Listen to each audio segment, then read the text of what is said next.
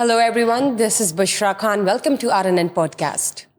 नाज़रीन, पाकिस्तान और अफ़गानिस्तान के दरमियान जो कशीदगी है, पाकिस्तान के प्राइम मिनिस्टर मिस्टर शहबाज शरीफ की मुस्लिम वर्ल्ड लीग के जनरल सेक्रेटरी से जो मुलाकात हुई, पंजाब वज़ीर आला मिस मरियम नवाज़ की ज़ेर सदारत अमन व ईमान के हवाले से जो इजलास हुआ और उसमें कुछ गैर मामूली फ़ैसले हुए। इसके साथ साथ लाहौर पुलिस का इश्तिहारियों और आदि मुजरिमान के खिलाफ जो कार्रवाई है और टिकटॉकर्स के हवाले से जो कार्रवाई जारी थी जो ऐप के हवाले से, वो जानेंगे। मेरे साथ मौजूद है mister Naeem Hanif, senior journalist. अस्सलाम वालेकुम। वालेकुम सलाम। क्या हाल है सर आपके? अल्हम्दुलिल्लाह।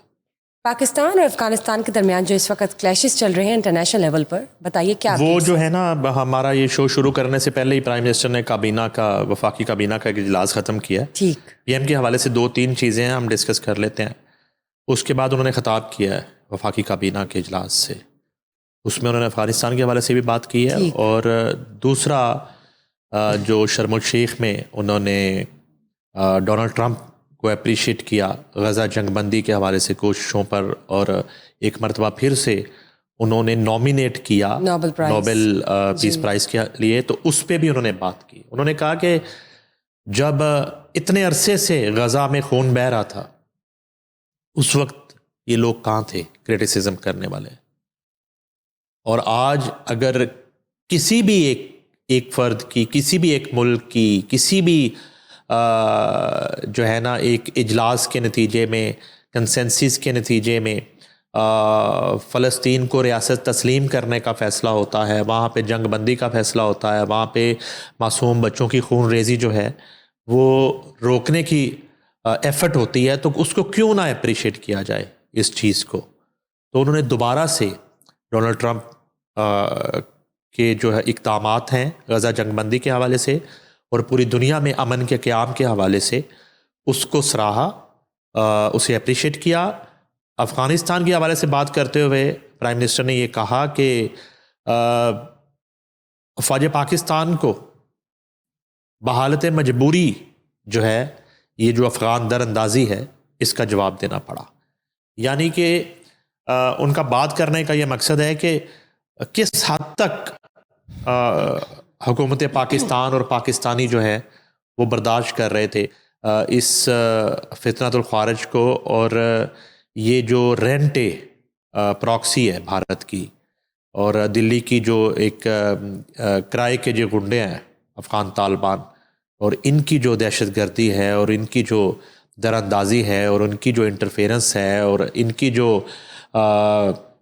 सरहदों की खिलाफ वर्जी है, तो वो प्राइम मिनिस्टर का ये कहना था कि किस हद तक उन्होंने मजबूर किया और कितना नुकसान किया। और जब बिल्कुल एक आप कहते हैं कि क्रिस्टल क्लियर और ट्रांसपेरेंट जो है सबूत मौजूद हैं अफ़गान तालिबान के हवाले से पाकिस्तान के पास, कि वो किन के कहने पे यहाँ पे दरअंदाज़ी करते हैं और जो है ना वो मासूम जानों से खेलते हैं, दहशतगर्दी के वाक़यात में मुलव्वस हैं। तो इससे पहले वज़ीर दफ़ा ख्वाजा आसिफ जो है वो जब बात कर रहे थे एक दिन पहले एक टॉक शो में, तो उन्होंने स्टेट में कहा कि ये सारा दिल्ली से हो रहा है और ये जो अफ़गान तालिबान है ये दिल्ली की प्रॉक्सी है। अब ये है कि वो एक्सपेक्ट नहीं कर रहे थे और अफ़गान हुकूमत भी, ये जो काबिज़ हुकूमत है, वो भी सोच रही थी कि शायद ये माजी की तरह मामला जो है वो इसी तरह रफ़ा दफ़ा हो जाएगा, इस पर धूल और मट्टी डाल दी जाएगी। मगर इस मरतबा उनकी तवक्कुआत के बिल्कुल बरक्स कार्रवाइयाँ की गई और बहुत ज़्यादा नुकसान हुआ है अफ़गान फोर्सेस का और भारतीय प्रॉक्सीज़ का और अफ़गान तालिबान का, और इनके बहुत से जो है वो नाम नहाद फितनतुल ख़ारिज जो है वो मारे गए। इनकी जो है वो चेक पोस्टें वो तबाह कर दी गई हैं और इनकी मुतअद्दिद पोस्टों पे कब्ज़ा कर लिया गया है। और जहाँ ये सफ़ेद परचम लहरा के माफ़ी तलब करके भागते रहे, वहाँ पाकिस्तान का परचम जो है सबसे लाली परचम पर लहरा दिया गया। उसकी फुटेज भी आना शुरू हो गई हैं और ये एक पहला मरहला था, फर्स्ट फेज़ था। उसके बाद उन्होंने सीज़ फायर की दरख्वास्त की, बिल्कुल 10 मई की तर्ज पे सीज़ फायर पे पाकिस्तान रजामंद हुआ 48 आवर्स के लिए। अब यह है कि उस 48 घंटों में भी इन्होंने कोशिश की कुछ जगह पे सीज़ फायर की खिलाफ वर्जी करने की, तो उस पर भी हमारी जो फोर्सेस हैं और हमारे जो जवान हैं उन्होंने जवाबी कार्रवाइयाँ करके फिर इनकी दौड़ें लगवाई हैं और मज़ीद हलाकतों की इतला भी है। तो एक तो ये हुआ, इससे कबल जो है ये काबीना का बड़ा ज़बरदस्त इजलास है और उसमें IMF के हवाले से भी जो एक नया मुआहदा तय पाया, उस पर वज़ीर-ए-आज़म पाकिस्तान ने अपनी जो टीम है, इकनॉमिक टीम, उसको जो है वज़ीर ख़जाना और बाकी टीम जो है जो इस IMF के साथ मुज़ाकरात में शामिल थे उनको मुबारकबाद दी है और शाबाश दी है। अच्छा, इससे कबल जो है वो वज़ीर-ए-आज़म पाकिस्तान की मुस्लिम वर्ल्ड लीग के सेक्रेटरी जनरल और मुस्लिम स्कॉलर्स ऑर्गेनाइजेशन के चेयरमैन डॉक्टर मोहम्मद बिन अब्दुल करीम अल ईसा से मुलाकात हुई इस्लामाबाद में और उन्होंने जो है वो इस्तकबाल किया, खुश आमदीद कहा और वज़ीर-ए-आज़म की सेक्रेटरी जनरल की मुदब्बराना क़यादत की तारीफ़ मुस्लिम वर्ल्ड लीग आलमी सतह पर इस्लाम के हकीकी तशख़्ख़ुस को फ़रोग़ देने और मुस्लिम दुनिया के मुश्तरका मकासद की वकालत के हवाले से इंतहाई अहम किरदार अदा कर रही है। ये कहना वज़ीर-ए-आज़म पाकिस्तान का। वो कहते हैं कि मज़ाहिब, अकायद और तहज़ीबों के दरमियान बाहमी एहतराम और अफ़ाम तफ़हीम को फ़रोग़ देने में मुस्लिम वर्ल्ड लीग पेश रही है। इस साल मुस्लिम वर्ल्ड लीग के ताउन से मुस्लिम दुनिया की ख़वातीन और लड़कियों की तालीम के हवाले से बैनुल अक़वामी कॉन्फ्रेंस का इनेकाद इंतहाई खुशाइंद था। मुस्तक़बिल में इस तरह की कॉन्फ्रेंस के इनेकाद में पाकिस्तान हर मुमकिन ताउन करेगा, ये कहना वज़ीर-ए-आज़म पाकिस्तान का। वज़ीर-ए-आज़म ने मुलाकात में पाकिस्तान के सऊदी अरब के साथ दरीना बरदराना ताल्लुकात का जिक्र करते हुए खादिमुल हरमैन शरीफैन सऊदी फरमारवा शाह सलमान बिन अब्दुल अज़ीज़ और सऊदी वली अहद वज़ीर-ए-आज़म मोहम्मद बिन सलमान अल सऊद के लिए नेक ख्वाहिशात का इजहार किया।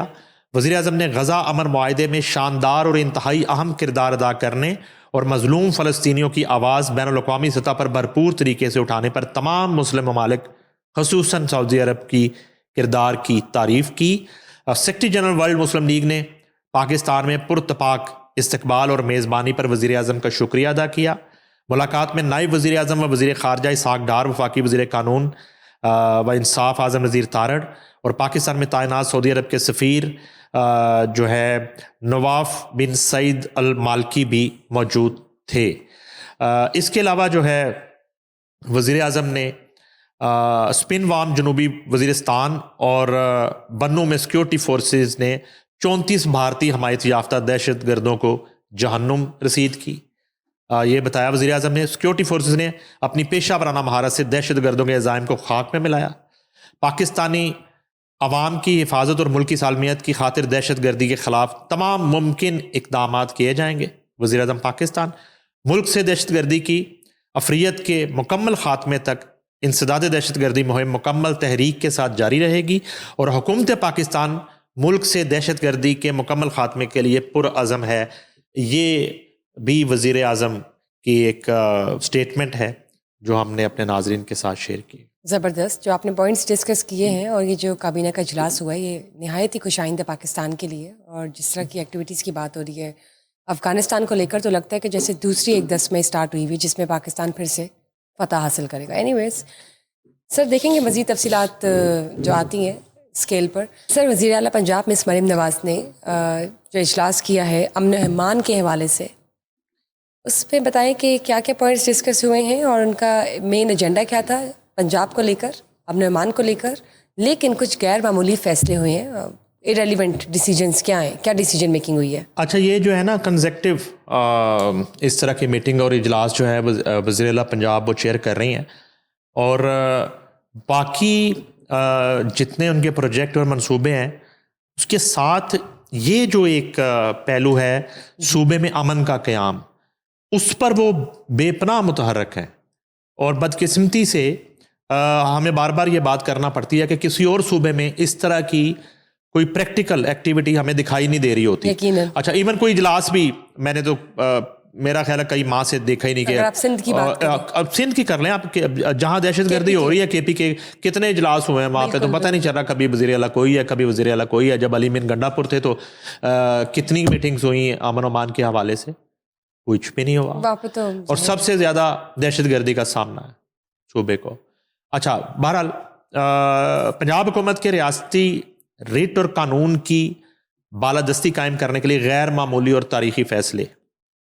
वज़ीर आला मरियम नवाज शरीफ की ज़ेर सदारत अमन और अमान पर गैर मामूली इजलास हुआ है। पंजाब हुकूमत वफाकी हुकूमत को इंतहा पसंद जमायत पर पाबंदी आयद करने की सिफारिश करेगी। अब ये एक जो हालिया वाक़या हुआ है कि मजहबी जमात के हवाले से और एक इंतशार की सूरत हाल थी, ये उस जमात के हवाले से ये वफाक को एक जो है वो अपील की जा रही है पंजाब हुकूमत की तरफ से। पंजाब में नफरत अंगेज़, इश्तिआल अंगेज़ और कानून शिकनी में मुलव्वस अफराद को फौरी गिरफ्तार किया जाएगा। पुलिस अफसरान की शहादत और सरकारी अमलाक की तबाही में मुलव्वस रहनुमाओं और कारकुनों के खिलाफ दहशत गर्दी की अदालतों में मुकदमात चलाए जाएंगे। ये इजलास का लामिया है। इंतहा पसंद जमात की क़यादत को इंसदाद दहशत गर्दी एक्ट के 4th शेड्यूल में शामिल किया जाएगा। इंतहा पसंद जमात की तमाम जायदादें और असासे महकमा औकाफ के हवाले किए जाएंगे। ये फैसले हैं। इंतहा पसंद जमात के पोस्टर्स, बैनर्स और इश्तहारात पर मुकम्मल पाबंदी होगी। नफरत फैलाने वाले इंतहा पसंद जमात के सोशल मीडिया अकाउंट्स बंद किए जाएंगे। इंतहा पसंद जमात के तमाम बैंक अकाउंट्स मुंजमद किए जाएंगे। लाउड स्पीकर एक्ट की खिलाफ वर्जी पर सख्त तरीन कार्रवाई होगी। पंजाब हुकूमत का अफगान शहरियों को टैक्स नेट में लाने का फैसला, ये भी इसी इजलास में फैसला हुआ और ये भी दर हकीकत अमन व अमान के पेश नज़र जो है ये फैसला किया गया। अच्छा, उसके बाद जो है पंजाब हुकूमत गैर कानूनी अफगान बाशिंदों को रियल टाइम डेटा तैयार करेगी। गैर कानूनी तारकीन वतन के लिए वेसल ब्लोनर सिस्टम मुतारफ कराया जाएगा। इतला देने वाले का नाम मुकम्मल राजदारी में रखा जाएगा। ये जो इतने अरसे से ठीक है बगैर किसी शनाख्त के और बगैर किसी आईडी के यहाँ पर जो है ना मुकीम है, उसमें अफ़गानी भी हैं और दीगर कौमियत के लोग भी शामिल हैं। जैसे एक आपको याद होगा फैसलाबाद में रेड हुआ था एक कॉल सेंटर पे, तो वो कितने गैर मुल्की वहाँ से निकल आए और उनका कोई रिकॉर्ड नहीं था कि वो फैसलाबाद में या वो जो जहाँ भी ये रेड हुआ था वहाँ पे वो काम कर रहे हैं। उनका कहीं पे कोई अंदराज नहीं था, वो कहाँ पे रह रहे हैं, उनकी जो है वो मुतलका पुलिस के पास कोई उनका रिकॉर्ड नहीं था। अच्छा, उसके बाद ये है कि पंजाब हुकूमत का गैर कानूनी रहायशियों और इनके कारोबार के खिलाफ कॉम्बिंग ऑपरेशन शुरू करने का फैसला, ठीक है, जिससे उनकी निशानदेही होगी। गैर कानूनी गैर मुल्की बाशिंदों को वफाकी हुकूमत की पॉलिसी के मुताबिक फौरी तौर पर डिपोर्ट किया जाएगा। इसके अलावा पंजाब हुकूमत का गैर कानूनी असला की फौरी बाजियाबी का हुक्म। ठीक, होम डिपार्टमेंट पंजाब की जानिब से गैर कानूनी असला को 1 माह के अंदर जो है जमा करवाने का अल्टीमेटम है कि अगर 1 माह के अंदर दे दी गई है, गैर कानूनी असला आप जमा करवा देते हैं तो आप पर आपके खिलाफ गैर कानूनी असला रखने का या आर्म एक्ट के दफा के तहत कार्रवाई नहीं होगी। आपने सरेंडर कर दिया ना, तो आप वो असला जमा करवा सकते हैं 1 माह के अंदर अंदर। गैर कानूनी हथियार जिसके पास भी हैं, 1 माह के अंदर शहरी अपना कानूनी असला को खिदमत मरकज से रजिस्टर कराएंगे। ठीक है जी, ये रजिस्ट्रेशन का अमल शुरू हो गया। असला फरोश और तमाम डीलर्स के स्टॉक का मुआयना करने का हुक्म। ठीक है। पंजाब में नए असला लाइसेंस जारी करने पर मुकम्मल पाबंदी आयद करने का। पंजाब हुकूमत ने वफाकी हुकूमत से असला फैक्ट्रीज और मैन्युफैक्चरर्स को रेगुलराइज करने की सिफारिश भी कर दी है। पंजाब हुकूमत ने गैर कानूनी असला रखने की सजा में इजाफा की मंजूरी भी दे दी है। गैर कानूनी असला रखने की सजा 14 साल कैद और 20 लाख रुपए तक जुर्माना मुकर्रर नाकाबिले जमानत जुर्म बना दिया गया है। ये मैं रिपीट करना चाहूँगा। अब ये इस मीटिंग का, इस इजलास का क्रक्स है ना, वो ये एक लाइन और एक टिकर में है। पंजाब में गैर कानूनी असला रखने की सजा 14 साल कैद और 20 लाख रुपए तक जुर्माना मुकर्रर कर दिया गया है। नाकाबिले जमानत जुर्म करार दे दिया गया है। ठीक, जबरदस्त। ये इस इजलास का जो है वो अलामिया है और इसके फैसले हैं। और मैं समझता हूँ कि इसमें भी पंजाब हुकूमत ने, वज़ीर आला पंजाब ने ये पहल की है, इनिशिएटिव लिया है। राइट। जबकि पंजाब की सूरत हाल अमन व अमान के हवाले से बहुत बेहतर है दीगर सूबों की निस्बत। मगर अगर ये तमाम तर जो फैसले हैं इन पे अमल दरामद उस तरह होता है जिस तरह सीसीडी ने इम्प्लीमेंट किया, उन फैसलों पर जो सीसीडी बनाते हुए जो एसओपी बनाए गए। राइट। ठीक है जी, वो संगीन जुराइम के मुर्तकिब जो जुराइम पेशा अफराद हैं उनके लिए सीसीडी का क़याम अमल में आया, तो उस पे जिस तरीके से इम्प्लीमेंट हुआ और जितनी कामयाबी मिली सीसीडी के ज़रिए हुकूमत पंजाब को क्राइम कंट्रोल करने के हवाले से, तो ये जो डिसीजंस हैं नाजायज़ असले के हवाले से ख़ास तौर पे, और यहाँ तक कि जो मैन्युफैक्चरिंग हो रही है वहाँ, जो असले के लाइसेंस जारी करने का जो एक सिस्टम है, तमाम को एक असर नो उसका जायज़ा लेने की फैसला हुआ है। और ये एक डिसीजन सबसे बड़ा कि गैर कानूनी आर्म जो है किसी से अगर पकड़ा अब जाता है, सजा 1 माह की मोहलत है, सरेंडर करें, जमा करवा दें, उसके बाद अगर पकड़ा जाता है तो 14 साल कैद सजा भुगतने के लिए तैयार हो जाए, 20 लाख रुपया जुर्माना और जमानत नहीं होगी। ये तीसरी बात है। अच्छा जी, एक और इजलास हो गया वज़ीर-ए-आला मरियम नवाज की ज़ेर सदारत, ये दूसरा इजलास है, बताइए। और इसकी बड़ी खबर ये आ गई है कि पूरे पंजाब में दफ़ा 144 नाफिज कर दी गई है, पूरे पंजाब में। इस इजलास का जो है ना अहम फैसला ये है, ये जो है एक ही दिन में दूसरा इजलास किया है अमन अमान के हवाले से। ठीक। वज़ीर-ए-आला पंजाब ने एक ही दिन में पंजाब हुकूमत का एहतजाज करने के नाम पर खून रेजी, शरअंगेजी और फितना फसाद फैलाने वालों के खिलाफ आखनी घेरा मजीद तंग करने का फैसला। हुकूमत पंजाब का रियासती रीट चैलेंज करने वालों को आहनी हाथों से निमटने का फैसला। पंजाब हुकूमत का इमरान खान के एक्स अकाउंट पर 400 लाशों वाले इश्तियाल अंगेज झूठे बयान पर पीका एक्ट के तहत मुकदमा दर्ज कराने का फैसला। यानी कि एक और जो केस है वो उनके खिलाफ वो कट्टा खोल दिया ना, वो बानी साहब जो है ना अडयाला वाले, उन्हें ये अभी जो मुजाहरा चल रहा था तो उसमें कह दी 400 लाशें गिर गई। यानी उनको गजा और जो है ना उन अफगानिस्तान सब कुछ भूल के ना उसको ये जो है ना यहाँ पे 400 कहीं नजर आ गई इस पे ख्वाब में। ठीक है, बुशरा बीबी ने बताया होगा, ख्वाब आंखें बंद करें ख्वाब आएगा 400। जी जी जी। वो जी अपना पंजाब हुकूमत ने ये झूठे ट्वीट पर पीका एक्ट के तहत मुकदमा दर्ज करने का फैसला कर रही है इमरान खान के खिलाफ। एक और मुकदमा, सैकड़ों मुकदमात के बाद एक और मुकदमा। पंजाब हुकूमत ने वाज़ा कर दिया कि रियासत का हदफ फसाद है, कोई मजहबी जमात या अकीदा नहीं। कार्रवाइयां सिर्फ उनके खिलाफ हैं जो अमन बर्बाद करने की तारीख के हामिल हैं। यकीनन पंजाब भर में सेक्शन 144 नाफिज अमल है। खिलाफ वर्जी पर दहशतगर्दी एक्ट के तहत मुकदमा दर्ज होंगे। ठीक। पंजाब हुकूमत का इंतहा पसंद जत्थों के सहूलतकारों और हामियों के खिलाफ सख्त तरीन कार्रवाई का फैसला। बाजार, दुकानें, ट्रांसपोर्ट जबरदस्ती बंद कराने वालों पर दहशतगर्दी एक्ट लागू होगा। सोशल मीडिया पर नफरत अंगेज मवाद फैलाने वालों के खिलाफ पीका एक्ट के तहत मुकदमात दर्ज होंगे। सोशल मीडिया पर शरअंगेजी, नफरत और फितना फैलाने वालों के लिए जीरो टॉलरेंस पॉलिसी नाफिज कर दी गई है। इंतहा पसंद ग्रोहों की हर गैर कानूनी सरगर्मी पर मुकम्मल पाबंदी आयद। सिक्योरिटी इदारों को फौरी एक्शन के अख्तियारात तफवीज़ कर दिए गए हैं। पंजाब में मसाजिद के मेंबरों और मदारस के फोरम्स को नफरत, इंतशार या तशद्दुद के फ़रोग़ के लिए इस्तेमाल करने वालों के खिलाफ दहशतगर्दी के मुकदमात दर्ज होंगे। मदारस के तकद्दुस को मजरूह करने और बच्चों के जहनों में नफरत या तशद्दुद के बीज बोने वालों के खिलाफ दहशतगर्दी के कवानीन के तहत कार्रवाई होगी। पंजाब हुकूमत ने एहतजाज के दौरान कीलों वाले डंडों, पेट्रोल बम और हर किस्म के असलहे के इस्तेमाल पर मुकम्मल पाबंदी आयद कर दी है। पंजाब हुकूमत का लाउड स्पीकर कवानीन की खिलाफ वर्जी पर फौरी कार्रवाई का फैसला।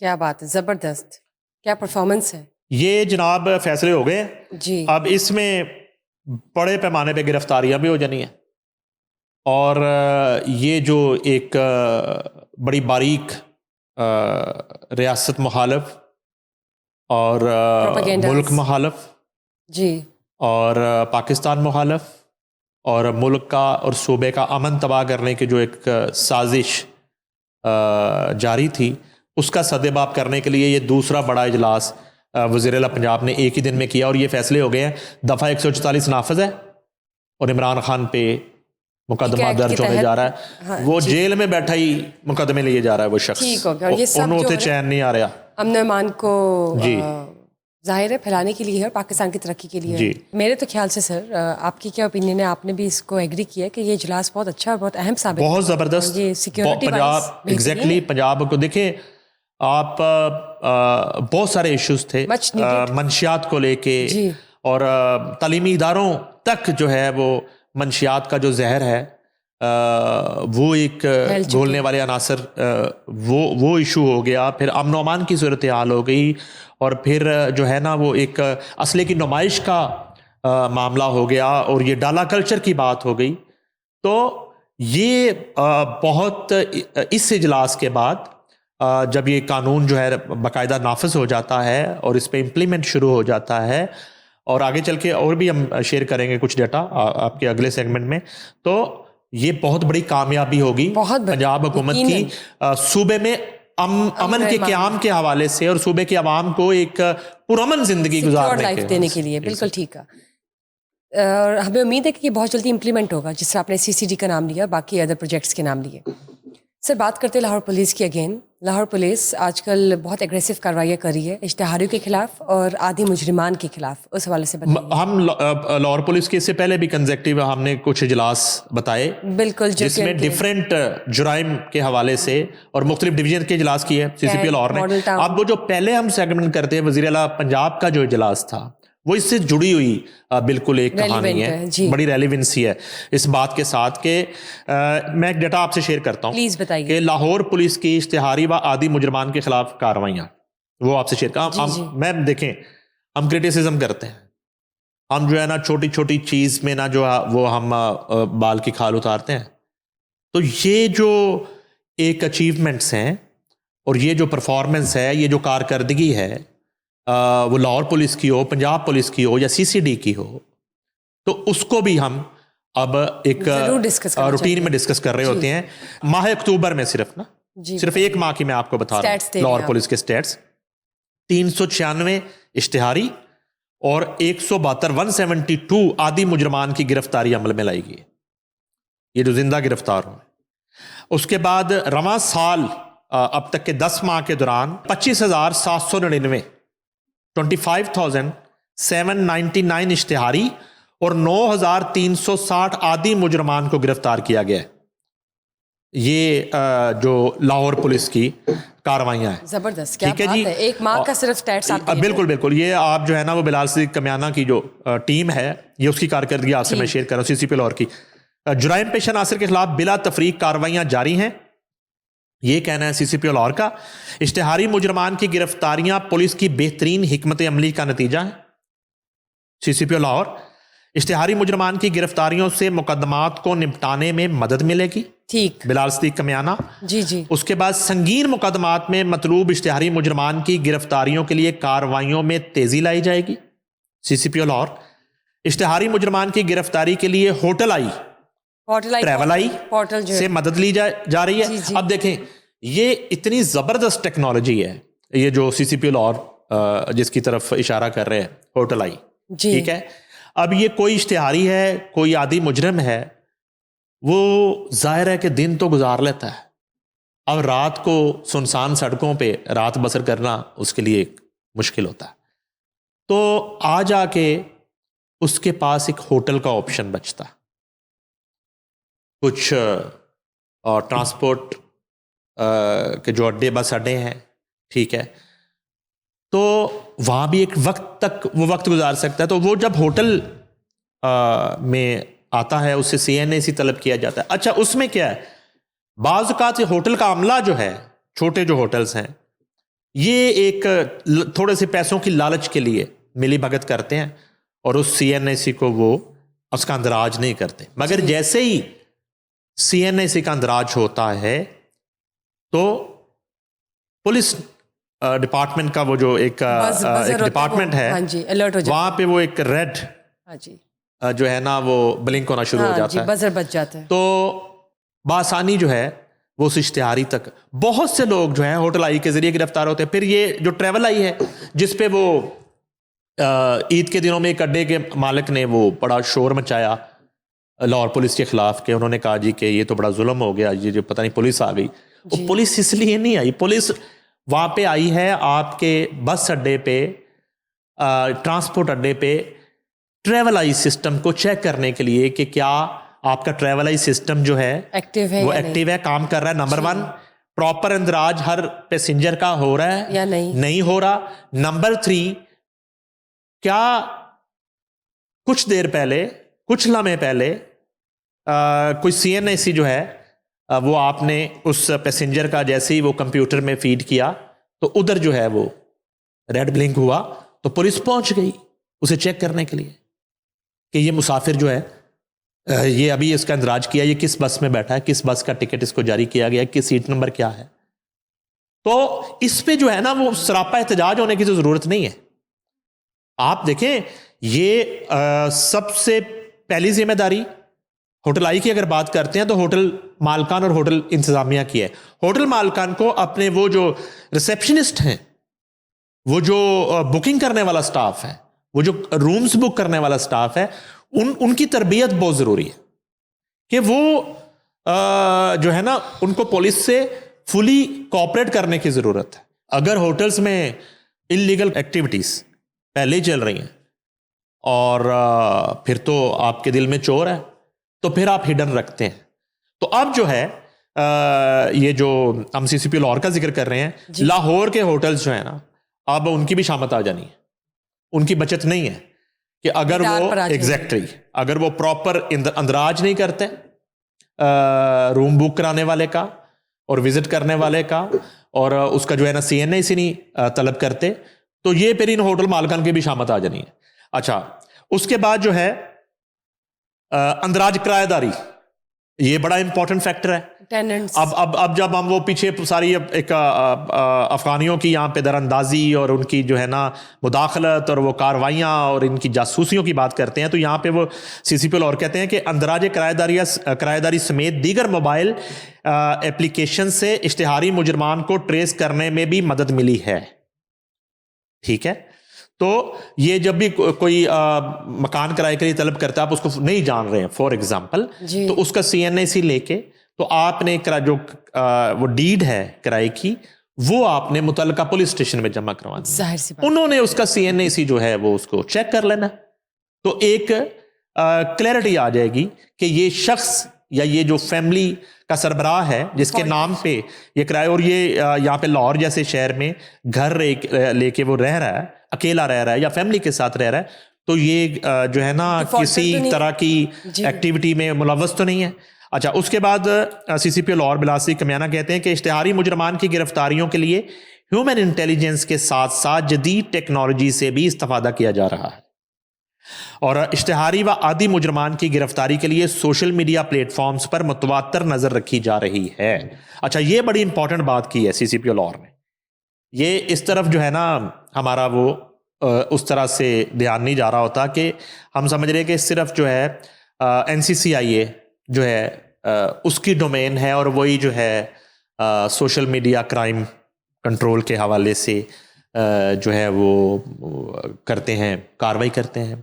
मगर यहाँ जो है लाहौर पुलिस ख़ास तौर पर वो भी सोशल मीडिया के ऊपर अगर कोई इस तरह का मवाद जो है कोई इंतशार फैलाया जा रहा है या मुल्की इदारों के ख़िलाफ़, मुल्की सालमियत के ख़िलाफ़ या क्राइम की प्रमोशन के हवाले से जो है कोई इस तरह का कंटेंट जो है, तो वो अंडर ऑब्जर्वेशन है। वो लोग ये जो चैंपियन बनते हैं ना, आके बताते हैं जो है जुआ माफिया के हवाले से कि उनसे ज़्यादा किसी को इन्फॉर्मेशन नहीं है, और ये जो कातलों और डाकुओं के हवाले से और चीज़ें, तो वो CCP कहते हैं कि वो अंडर ऑब्जर्वेशन है। राइट, कि उनका क्या नेटवर्क है, उनका क्या कनेक्शन है इनके साथ, और क्यों आप जो है ना इस चीज को एक किसी भी कातिल को, किसी भी डाकू को, किसी भी ऐसे शख्स को आप हीरो बना के पेश करते हैं।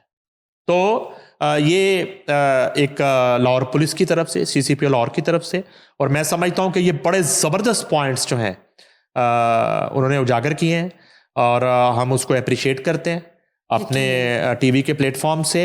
और उनकी जितनी टीम है, ख़ास तौर पे DIG लाहौर फैसल कामरान, उसके बाद DIG इन्वेस्टिगेशन ज़ीशान है, उसके बाद DIG एडमिन है इमरान किश्वर, और बाकी उनकी जितनी टीम है वो इस वक्त बड़ी मुतहर्रक है। अच्छा ये देखिए, ये एक पूरी चेन है। ये लाहौर की आप बात करते हैं, उसके बाद आप पंजाब की बात करते हैं, फिर हम यहाँ पे दोबारा से CCD का जिक्र करना पड़ता है हमें, फिर हमें वज़ीर आला पंजाब के उस इजलास की बात करनी पड़ती है जिसमें वो क्राइम कंट्रोल के हवाले से अमन व अमा के जो है वो क़याम को यकीनी बनाने के हवाले से बोल्ड फैसले करती हैं। तो अभी जो है अगली जो CCPO की मीटिंग होती है तो उसमें यकीनन CM की वो मीटिंग जिसमें गैर कानूनी असलहे के हवाले से फैसले किए गए हैं, उस पर भी कार्रवाइयाँ शुरू हों। ज़बरदस्त, देखेंगे। Just looking forward to it on a positive note. Sir, बात करना चाहूँगी जियो ऐप के हवाले से, ये जो केस चल रहा था और टिकटॉकर्स इसमें इन्वॉल्व थे और उनके हवाले से उनके खिलाफ कार्रवाइयाँ चल रही थी, वो कहाँ तक पहुँचा केस?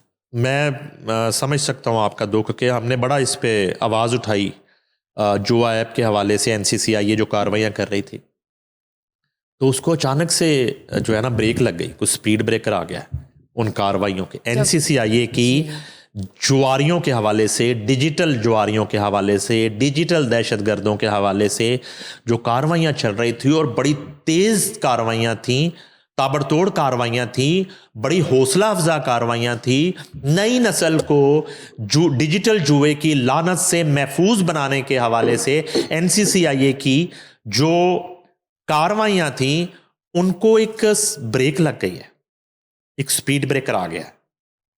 अच्छा, वो डकी भाई गिरफ्तार होता है, वो रजब भट्ट पे FIR हो जाती है, सिस्ट्रोलॉजी जो है वो भी साबित हो जाती जो ऐप को प्रमोट कर रही है। उसके बाद आप जो है वो अनसली है। इस तरह के इतलात थी कि दर्जनों इस तरह के और लोग हैं जिनके खिलाफ FIR प्रोसेस में है, पाइपलाइन में। कुछ के खिलाफ दर्ज हो जाती है, कुछ का नाम ECL में डाल दिया जाता है। अच्छा, ये तो डेली की बुनियाद पर NCCIA कार्रवाइयाँ कर रही थी और हम उन कार्रवाइयों का खैर मकदम कर रहे थे और अप्रिशिएट कर रहे थे। और हम एक जो आम आदमी है, फैमिलीज की ओपिनियन जो है वो अपने प्रोग्राम में डिस्कस कर रहे थे कि आम शहरी जो है और जिसके छोटे बच्चे हैं वो कितना मुतमईन है, खुश है, एक इत्मीनान है उसे कि इस तरह का जो माफिया है उसको हाथ डाला NCCIA ने। तो फिर ऐसा क्या हुआ कि ब्रेक लग गई, थम गया, स्पीड ब्रेकर आ गया। स्पीड ब्रेकर का हमें पता है वो एक बाइसे शर्म बात है। वो हम सब की मेहनत पर, आपकी, मेरी, NCCIA की और इदारों की मेहनत पर जो है ना पानी फेरने वाली एक वाकया है, एक हैपनिंग है, बाइसे शर्म है, जिसकी वजह से ये कार्रवाइयों में स्पीड उनकी स्लो हो गई, एक स्पीड ब्रेकर आ गया। वो मैं डिस्कस नहीं करना चाहता। वो ऐसे तो नहीं चलेगा, आपको बताना नहीं पड़ेगा। देखिए, वो बड़ा ही एक हमने चूंकि बड़ी मेहनत की, हमने रोजाना की बुनियाद पे जिस तरह NCCIA कार्रवाइयाँ कर रही होती थी उसी तरह हम सब लोग, सबके मैं सबको क्रेडिट देता हूँ, हम सब उसको जो है ऐसी कार्रवाइयों की उनको हौसला अफजाई कर रहे होते थे, उनको दुनिया के सामने ला रहे होते थे। और इतना बड़ा एक क्रैकडाउन था।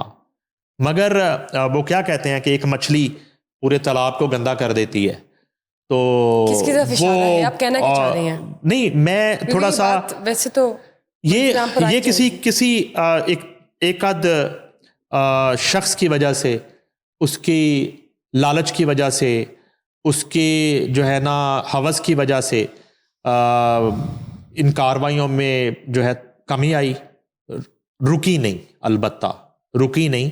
और ये बड़ी एक हमारे लिए तकलीफ दे बात है। वक्त आएगा तो मेरा आपसे वादा है कि उस ऐसी काली भेड़ों का हम नाम भी डिस्क्लोज करेंगे जिनकी वजह से इदारों की जो एक एफर्ट है, जो साख है, जो क्रेडिबिलिटी है, उसको एक दागदार करने की दानिस्ता ना दानिस्ता एक कोशिश होती है।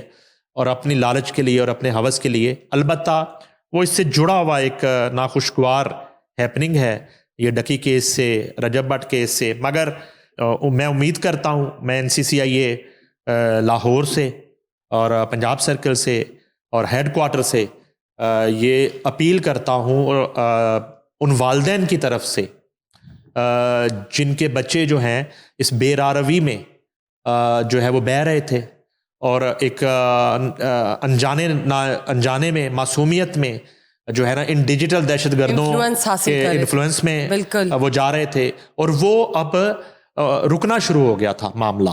और वो जो एक डिजिटल उरियानी फहाशी का जो तूफान बरपा था वो थमना शुरू हो गया था। एक जुए का जो एक बाजार गर्म था वो थमना शुरू हो गया था। तो किसी एक आध शख्स की या ऐसी कैसी काली भेड़ की मिस्टेक की वजह से ये प्रोसेस रुकना नहीं चाहिए।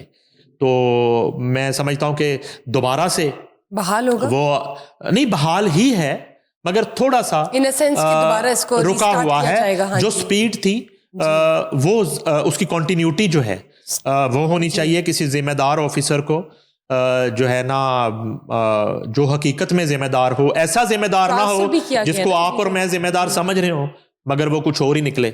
तो किसी जिम्मेदार ऑफिसर को इसकी जो है ना वो इन्वेस्टिगेशन वो सौंपी जाए और कार्रवाई को आगे बढ़ाया जाए और इनको जो है वो बिल्कुल गिरफ्तार किया जाए। जो लोग वाकई इन्वॉल्व हैं उनको इबरत का निशान बनाया जाए और ताकि हकीकी मानों में ना कि इतनी एफर्ट करके और इतना सारा कुछ करके कुछ अरसे के बाद दोबारा वो ये सारा सिलसिला शुरू हो जाए। और जो मगरमच्छ इसमें इन्वॉल्व हैं, शामिल हैं, वो NCCIA के रडार पर हैं यकीनन, उनको भी हाथ डाला जाए। और इस प्रोसेस को मेरा ये कहना है कि रुकना नहीं चाहिए।